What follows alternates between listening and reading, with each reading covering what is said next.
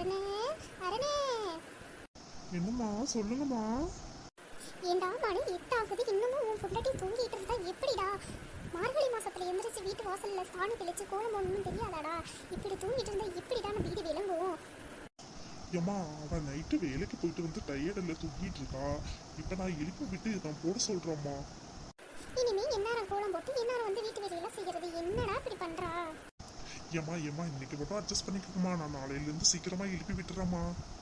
சரி சரி, சீக்கிரம் எழுப்பி விட்டு கோலம் போட சொல்லு. ஸ்ரீகுட்டி. என்னங்க, கொஞ்ச நேரம் தூங்க விடுங்க. ஸ்ரீமா எந்திரிச்சு வேலையை பாருமா. மணி 8 சீக்கிரம் வாசல் அடிச்சு கோலம் போட்டு சீக்கிரம் சமையல் வேலையை பாருமா. சரிங்க, எந்திரிக்கிற. போங்க போங்க. அத்தே அத்தே, இன்னைக்கு என்னங்க சமைக்கட்டும்?